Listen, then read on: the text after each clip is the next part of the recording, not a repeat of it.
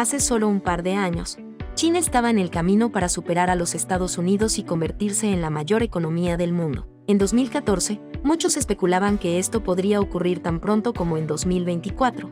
Apodado por muchos como un milagro económico, China pasó de ser un país del tercer mundo a una superpotencia mundial en cuestión de unas pocas décadas. Pocos podían prever los efectos que la reforma económica de finales de la década de 1970 tendría en el país en desarrollo.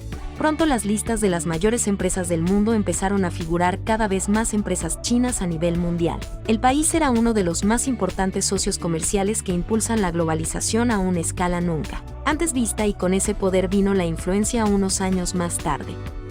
Hoy en Economía para Inquietos analizaremos la situación económica actual de China.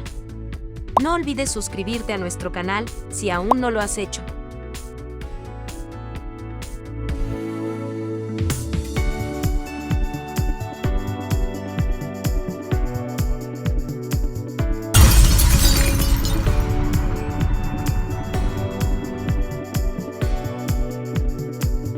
China se encuentra en una miríada de problemas tanto económicos como políticos. Una catastrófica política de cobertura cero, crisis de deuda inmobiliaria, problemas de infraestructura externa, problemas de deuda interna, una mini revuelta de la juventud y la ralentización de la economía, son solo algunas de las cosas que han estado plagando la nación recientemente. Los resultados de estos problemas amenazan las propias estructuras de poder del país. Entonces, ¿cómo ha llegado China hasta aquí y cuáles son las consecuencias para el país y el mundo en su conjunto? Así que ponte cómodo, abróchate el cinturón y prepárate para un viaje salvaje. Comencemos por entender el tema más sobre el tema de la burbuja inmobiliaria. El principal crecimiento tanto de la economía china como para el mercado de la vivienda comenzó en 1979 con la reforma económica. A partir de aquí, China se abrió al resto del mundo y a la migración masiva de civiles desde las zonas rurales a los principales centros urbanos, ya que la gente buscaba mejorar su calidad de vida. Cientos de millones de hijos y sobre todo hijas de chinos agricultores que se trasladan de la granja, donde ganaban realmente lo mismo que ganaban hace 1000 años en la historia de China.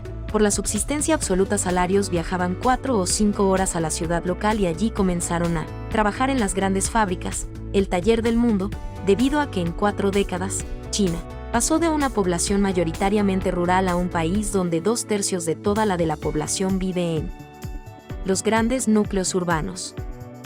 Además de las reubicaciones, un elemento cultural también impulsó la venta de viviendas en propiedad de inmuebles. Se consideraba una fuente de estabilidad financiera para una familia, así como un requisito para el matrimonio de la política de un solo hijo y de que los chinos prefieren a los herederos varones.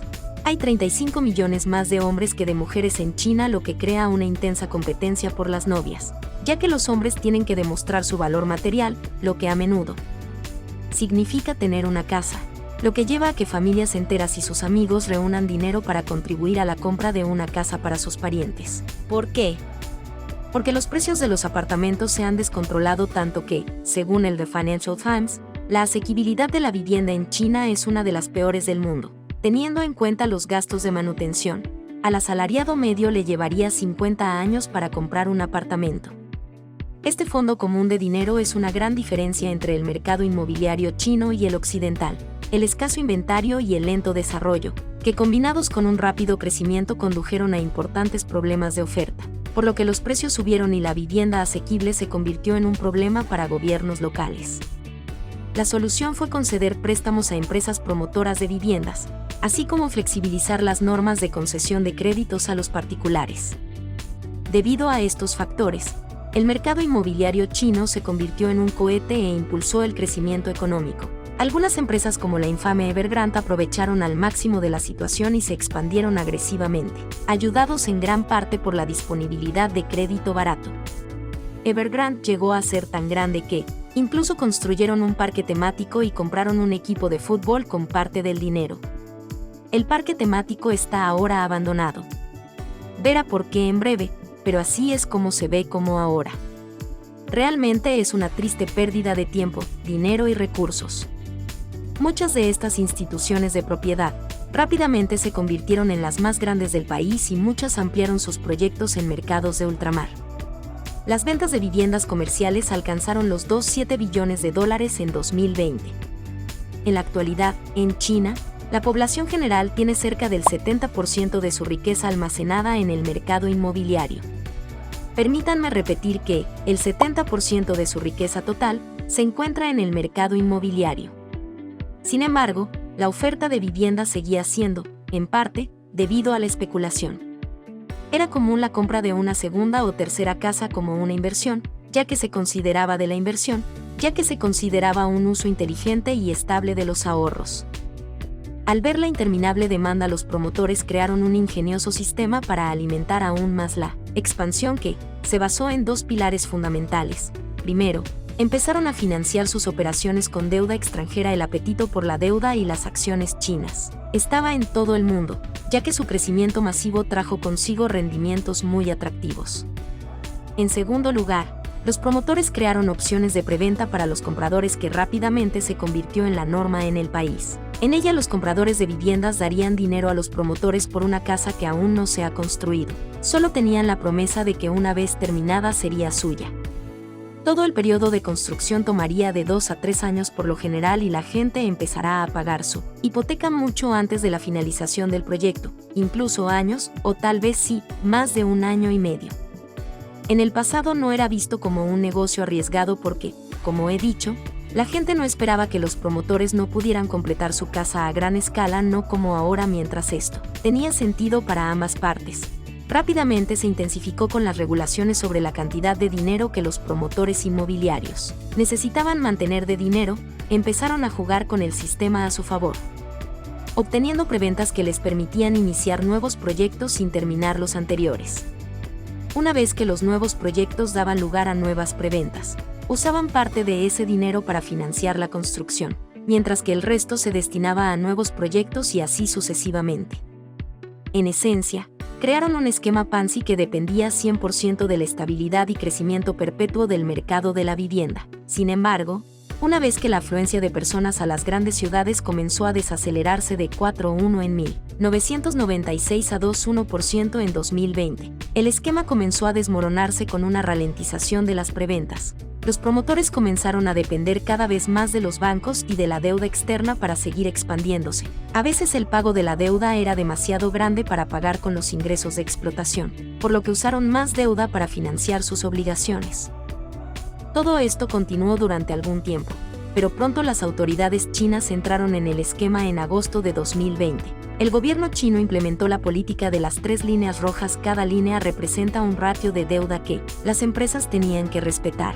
Si no, su capacidad para contraer más pasivos se vería gravemente obstaculizada. Los promotores con cantidades extremas de deuda como Evergrande cruzaban las 3 líneas, lo que significa que no podían aumentar más sus pasivos y como Evergrande utilizaba la deuda para financiar pasivos antiguos. No pasó mucho tiempo antes de que empezaran a tener problemas de liquidez. Primero, no pudieron pagar a los gestores de patrimonio que tenían una inversión directa en la empresa, y esto provocó una gran revuelta de gestores de patrimonio e inversores que acudieron a su sede para protestar. En septiembre de 2021, hubo un momento enormemente crucial por los grandes impagos de los productos de gestión de patrimonios. El mercado de la gestión de patrimonios en China. Así, la gente común puede poner sus ahorros y el dinero suele ir en bienes raíces. A menudo las empresas como Evergreen y estas personas que habían invertido no habían recuperado su dinero. Se dirigieron a la sede de Evergrande en Xinjiang. No sabemos dónde conseguir nuestro dinero y ahora vamos al gobierno de Shenzhen y nadie nos ayuda. Este fue el punto en el que se pasó de que podría ser una crisis a, bueno, probablemente es una crisis. Poco después de que Evergrande comenzó a fallar en sus pagos de bonos en dólares y estos bonos fueron vendidos al mundo occidental y no eran la única compañía en problemas. La promotora inmobiliaria Case no pagó $400 millones en bonos en noviembre de 2021. Y en enero de 2022 el grupo Chimayo incumplió un préstamo de $101 millones y más. Recientemente el grupo Uso solicitó el aplazamiento de un pago de bonos por valor de $582 millones. Esto provocó una gran pérdida de confianza en el mercado chino de la vivienda y de bonos, tanto a nivel interno como de bonos, tanto a nivel interno como externo. de los compradores distinguidos que estaban pagar sus facturas mensuales sin ver ningún progreso en su compra. Propiedad. Hasta la fecha, más de 320 grupos de propietarios se creen que se niegan a pagar sus préstamos hipotecarios. Los chinos son compradores de viviendas mientras los de la construcción de sus casas. Viviendas. Desde julio, los compradores de viviendas dicen en más de 100 ciudades de toda China han declarado un boicot hipotecario, al igual que muchos compradores de vivienda. Algunos se han lanzado a la calle. Manifestaciones callejeras, pero han sido rápidamente reprimidas por los funcionarios, citando preocupaciones de codicia. Acorralados los compradores de vivienda, que han amenazado con suspender los pagos de su hipoteca en más de 300 proyectos. Se calcula que el valor de estos préstamos entre 150 y 300 mil millones de dólares. El gobierno chino ha relajado ligeramente las normas y, además, el Banco Central de China ha recortado los tipos de interés en un intento de reactivar de los mercados de crédito y de la vivienda. De la vivienda, habrá que ver qué pasa con esto. No está claro si la situación se calmará o si más promotores inmobiliarios e insolventes causando disturbios civiles. Además de todo esto, las actividades relacionadas con el sector inmobiliario representan cerca del 30% del total del PIB anual chino. Si el sector inmobiliario se hunde, habrá un efecto dominó. ¿Va a haber un efecto dominó? Es un riesgo para los gobiernos locales de los bancos y la estabilidad de China. Si bien todo esto puede sonar bastante mal, otros problemas de deuda están empezando a surgir. Su fea cabeza. Ha habido muchos proyectos de infraestructura no rentables y con grandes deudas. Un caso famoso es el ferrocarril de alta velocidad. El proyecto de infraestructura comenzó después de la crisis financiera de 2008 como un intento de inyectar dinero en la economía y crear oportunidades de empleo. Fue un clásico impulso de la política fiscal que funcionó a la perfección. El proyecto fue un gran éxito que ofreció empleo a millones de personas e impulsó por sí solo algunos sectores industriales como el acero y el hormigón salieran de la morosidad en gran parte. Por eso China evitó la agitación que la mayoría de los países durante la crisis de 2008. Aunque salvó a la economía de la recesión, los problemas empezaron justo después de terminar la construcción, ya que el ferrocarril conectaba lugares secundarios y no destinos principales. La demanda no siempre estaba presente y, además, los precios de los billetes eran inalcanzables para la mayoría de la población. La falta de ingresos podría no haber sido un problema. Fue financiado por cantidades masivas de deuda por parte de los principales bancos y gobiernos locales, así como algunos bonos emitidos públicamente desde 2015 hasta el día de hoy. El interés de estos pagos han superado los ingresos operativos del proyecto. Así es, los intereses de la deuda han sido más que los ingresos de la empresa. A partir de 2021, sus pasivos totales de 5,9 billones de yuanes o 900 mil millones de dólares. En otras palabras, el 5% del PIB chino. La mayoría de estos pasivos son bonos que fueron vendidos a bancos del Estado. Gracias a los bloqueos de cobertura cero, la infraestructura ferroviaria se está utilizando aún menos. Como respuesta, el gobierno chino anunció un estímulo para levantar la economía golpeada por el encubrimiento. Esto incluía permitir a los ferrocarriles de China emitir otros 300.000 millones de yuanes en forma de bonos para la construcción de ferrocarriles. Duplicación de una empresa que ya no es rentable. Parece que China está poniendo las apariencias por encima de la funcionalidad y la rentabilidad, un camino que puede llevar a problemas mayores si no se aborda en consecuencia debido a las enormes cantidades de expansión de la deuda y una mala planificación. Hay numerosas ciudades fantasma en China, que son áreas con grandes cantidades de infraestructura y propiedades que prácticamente permanecen desocupadas. Financial Times explica que la proporción de apartamentos vacíos en China puede oscilar entre el 10% y hasta 40%, o incluso el 50% en algunas ciudades pequeñas. Hay suficientes viviendas vacías en China para albergar a unas 90 millones de personas, más que la población de Alemania o el Reino Unido. Se construyeron con bastante rapidez, sin mucha consideración por la logística.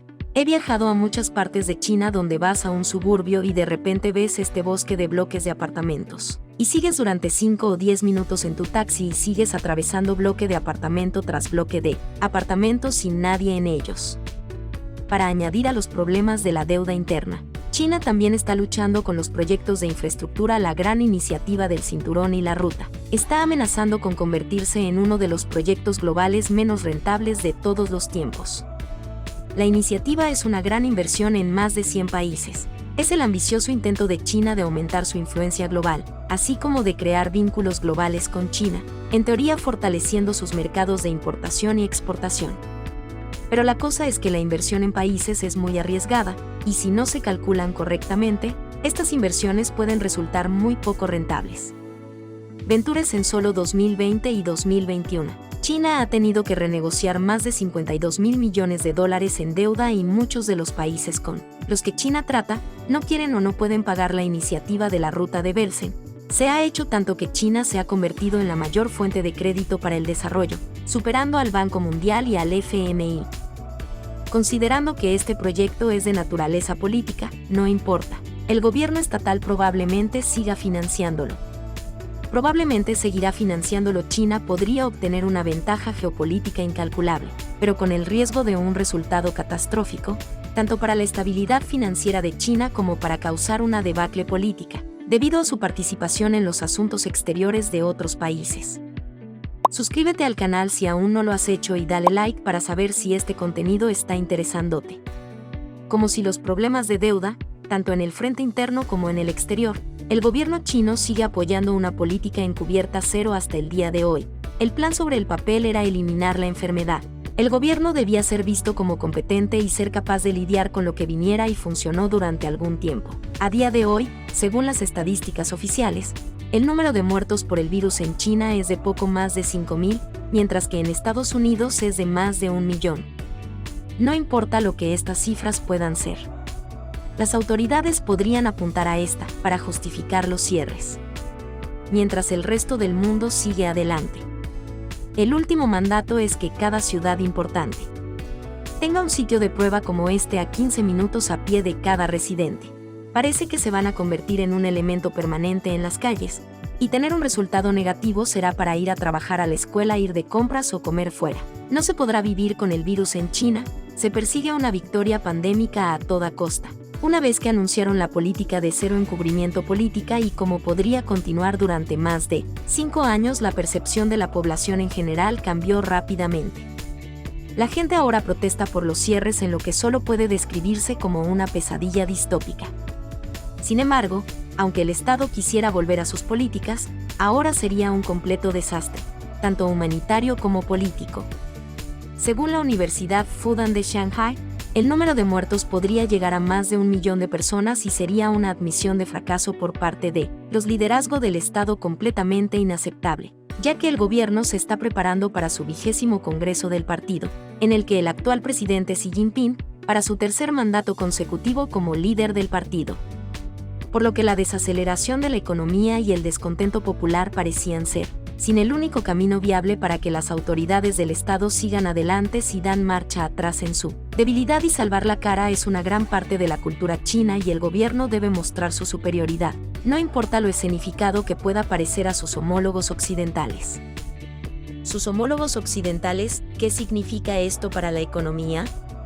Para iniciar un descenso masivo de la demanda interna y el aumento del empleo, especialmente entre los jóvenes. Para los jóvenes con estudios, una quinta parte de ellos se encuentra sin trabajo en el momento del registro. En el frente externo, la política encubierta cero ha sido uno de los principales problemas fugaz en la recesión mundial. Ha habido un debilitamiento de la confianza de las empresas extranjeras que dependen de China para las exportaciones e importaciones. El ejemplo más extremo es Apple, que está trasladando parte de su fabricación del iPhone 14 a su rival India y hemos hecho un episodio completo sobre esta historia. Las cuestiones económicas y políticas no son los únicos problemas para el gobierno, tampoco. El aumento del desempleo entre los jóvenes y educados está aumentando rápidamente, a un récord de 20% en julio de este año. Esto se debe principalmente a la ralentización de la economía y la reducción de las oportunidades que conlleva. En mi episodio 2021 sobre la Gran Dimisión, tocamos el popular movimiento en línea llamado Chengpeng o mentira plana. Básicamente era un movimiento en línea de jóvenes que decidieron dejar de jugar la carrera de ratas, dejar de escalar esa escalera corporativa y solo para tomar las cosas más despacio. Pero ahora en 2022, esto ha evolucionado en algo nuevo, un movimiento más extremo conocido como bailón o dejar que se pudra a estos jóvenes. Han decidido completamente el sistema y solo están haciendo lo mínimo para salir adelante. Es un shock total para la generación de chinos mayores que nunca han visto algo así en su vida. Los jóvenes de la línea de flotación creen que no hay nada que ganar trabajando y que hacer un esfuerzo extra no va a resultar en una recompensa. El gobierno chino no tardó en darse cuenta. En mayo de 2022, el presidente Xi Jinping, en un discurso a toda la nación, destacó la importancia de los jóvenes y sus contribuciones al país en su conjunto, afirmando que, cita, las esperanzas de China están en la juventud, reducir la desigualdad y mejorar oportunidades. Ha sido su principal prioridad desde hace tiempo y, sin embargo, las medidas adoptadas, como la represión de las grandes empresas tecnológicas y la prohibición de la escuela privada, no han ayudado mucho a la situación. Así que lo anterior fue un breve resumen de lo que ha estado sucediendo en China. Hubo mucho que no se dijo, que ni siquiera llegamos a las corridas del Banco Rural.